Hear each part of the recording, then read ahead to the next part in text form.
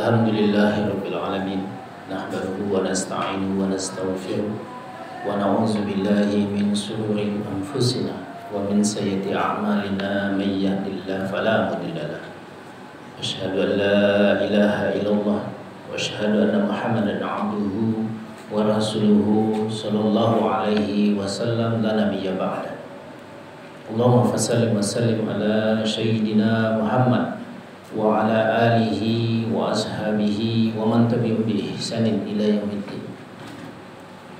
Ya ayyuhalladzina amanu ittaqullaha haqqa tuqatih wa la tamutunna illa wa antum muslimun.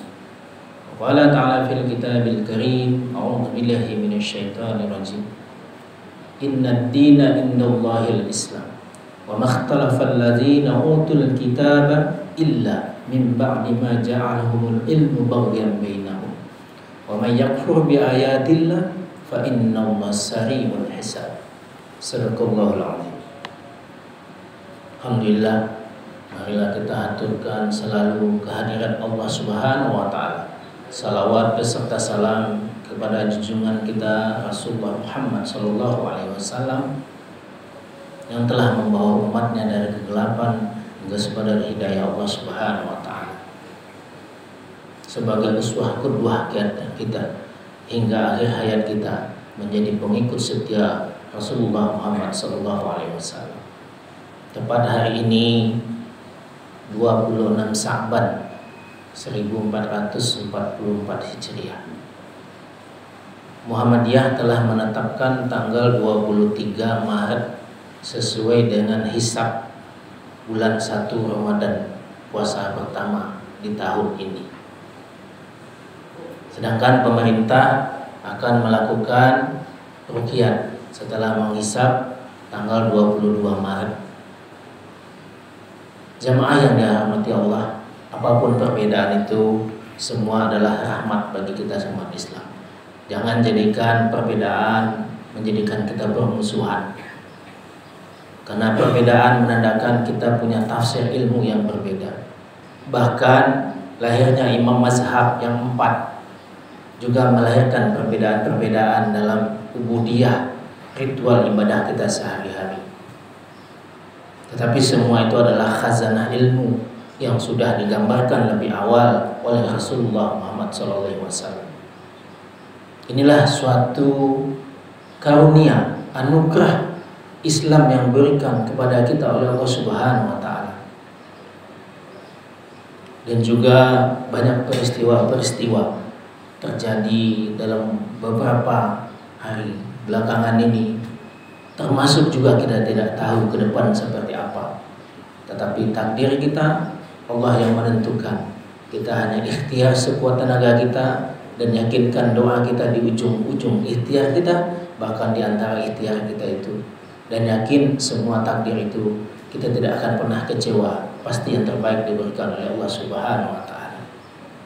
Jemaah yang dirahmati Allah, terkadang orang siap menghadapi ujian kemiskinan, ujian kelaparan, ujian diskriminasi, ujian fitnah. Tetapi banyak di antara kita tidak tahan dengan ujian dibukanya dunia oleh kita. Begitu harta, jabatan, apapun yang ada di dunia ini yang bisa kita nikmati.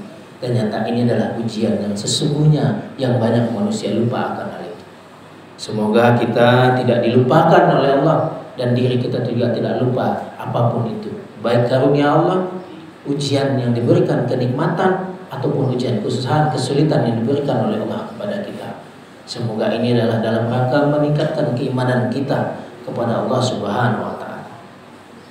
Jemaah yang dirahmati Allah, peristiwa yang luar biasa terjadi tanggal 6 Februari, yaitu gempa di Turki 7,8. Alhamdulillah khatib diberi kesempatan menjadi tim Indonesia berangkat ke Turki untuk membantu korban gempa selama 2 pekan, berinteraksi dengan masyarakat Turki yang terdiri di 81 provinsi yang kena cuma 3. Sebenarnya bukan Turki saja yang kena, Suriah. Cuman Suriah tidak bisa diakses sedikit pun. Yang lebih miris, Suriah hari ini berada pada konflik perang saudara yang tidak ada ujungnya. dan tidak bisa diakses untuk memberikan bantuan apa-apa. Sedih, lebih 5.000 orang meninggal, banyak korban puluhan ratusan ribu orang di Suriah hari ini, baik di pihak oposisi maupun di pihak pemerintah. Semua negara tidak mengaku bisa. Indonesia kemarin mengirim, itu pun dengan jaminan hanya untuk mengirim logistik. Sedih. Perbatasan dengan Suriah adalah Turki, provinsi Hatay dengan kota Antakya yang terkenal. Lebih Turki ditambah dengan provinsi sebelahnya Gaziantep dan Kahramanmaras, total 50.000 orang yang meninggal di Turki. Turki adalah saudara kita. Saya masih banyak mendengar ciutan-ciutan di medsos. Untuk apa kita membantu saudara kita di Turki? Indonesia aja masih banyak kelaparan. Begitu juga begitu kunjungan Perdana Menteri Malaysia ke Turki membawa bantuan langsung, warga Malaysia pun berciut seperti itu. Ngapain bantu Turki? Malaysia pun sedang sekarat. Saudara-saudara yang dirahmati Allah, sedang Jumat yang diberkahi. Untuk sekedar diketahui, Turki itu tidak pernah lepas hatinya dengan Indonesia. Turki adalah awal peradaban dunia. Dari zaman Babilonia, tempat mana Nabi Ibrahim dibakar pun di Turki. Ketika tidak hangus terbakar, dia pindah ke Mekah dan meninggal di Palestina. Jadi Turki adalah awal peradaban manusia selain Mekah. Begitu Turki ditaklukkan dari kerajaan Romawi Timur oleh seorang anak muda yang gagah perkasa, Muhammad Al-Fatih, usia 21 tahun, menaklukkan Konstantinopel yang sekarang jadi Istanbul di luar dugaan semua ahli strategi perang dunia. 1453. Sejak itu Turki rajin membantu kerajaan-kerajaan Islam di Indonesia. Tercatat sampai hari ini, silakan dilihat di sejarah Keraton Yogyakarta. Masih ada bekas sejarah bagaimana Turki membantu Indonesia. Hadirnya kerajaan-kerajaan Islam, tidak pernah Turki untuk menjajah negeri Indonesia. Kalaulah seandainya Turki ingin menjajah dahulu dari Belanda, Belanda menjajah Indonesia 1629. Turki masuk Indonesia sejak 1453 sudah mengembangkan Islam dan membantu berdiri kerajaan-kerajaan Islam di Indonesia. Sampai hari ini Turki tidak pernah berhenti. Lebih 5.000 orang Indonesia mulai dari SMA, S1, S2, S3 dapat beasiswa dari Turki untuk sekolah pendidikan di Turki.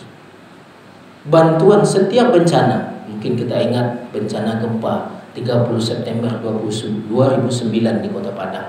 Yang paling pertama datang tim adalah Turki. Tsunami Aceh, gempa di Palu, gempa di Lombok, Turki. Bahkan orang-orang kaya Turki tidak pernah alfa untuk membantu kaum duafa di Indonesia. Kurang apalagi untuk kita untuk membantu mereka. Terkadang jiwa picik kita, sektoral kita, ini membangkitkan bukan sebuah nasionalisme yang salah sebenarnya. Tapi bagaimana ukhuwah Islamnya itu yang harus kita bantu. Jamaah yang dirahmati Allah. Bahkan Turki dengan resmi meminta Indonesia untuk bantu buat rumah sakit lapangan. Alhamdulillah Indonesia hadir di antara negara maju, Italia, Belgia, Spanyol, dan Amerika.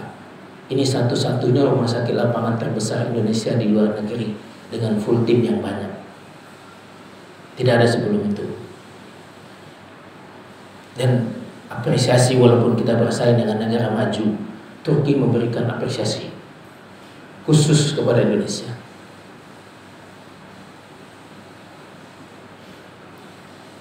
Pemerintahnya, masyarakatnya. Kenapa? Karena kita satu. Ukhuwah Islamiyah.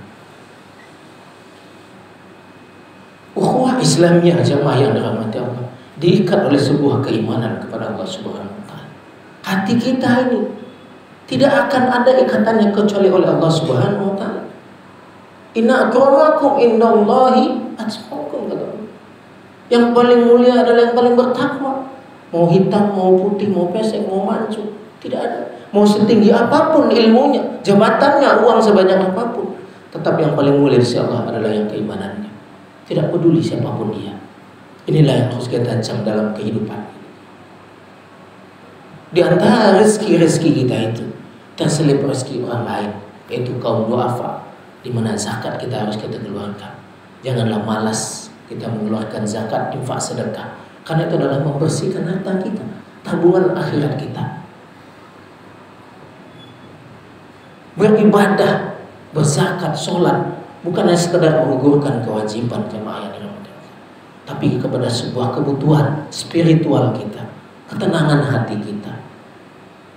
Semua kegundahan masalah yang ada di hati kita dan bahkan mencegah dari bencana, Rasulullah sudah mengingatkan, rajinlah sedekah, infak, zakat. Keluarkanlah di antara sebagian harta kita, tidak seluruhnya.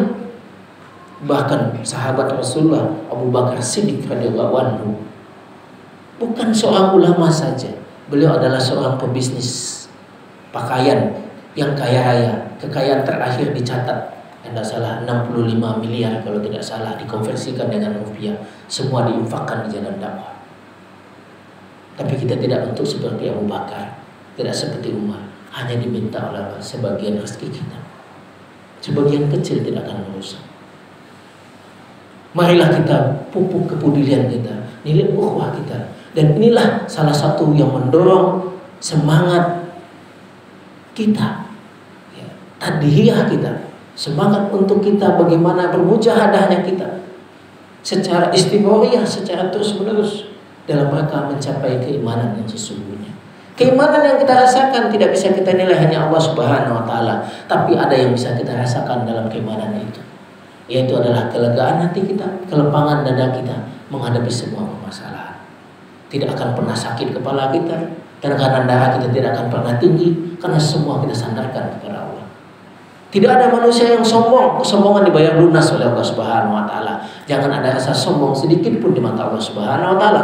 Jangan ada rasa sombong kepada manusia. Sesungguhnya sombong di depan manusia, sombong kepada Allah Subhanahu wa taala. Setiap orang yang sombong lunas dibayar oleh Allah Subhanahu wa taala, tidak menunggu di akhirat. Lihat, perhatikan orang yang sombong di muka bumi. Insya Allah banyak contoh yang kita lihat, mulai dari zaman manusia ini ada sampai hari ini. Orang yang sombong, takjub, Allah akan membayar lunasnya, tidak perlu menunggu di akhirat. Semoga kita dilindungi oleh Allah Subhanahu wa taala dalam keistiqomahan jihad kita, dalam keistiqomahan menuju keimanan kita yang sesungguhnya, dan kita dimatikan oleh Allah husnul khotimah. Barakallahu fiikum wal Qur'anil karim wa nafa'ani wa iyyakum bima fi dzikril hakim. Taqabbalallahu minni wa minkum tilawatahu innahu huwal ghafurur rahim.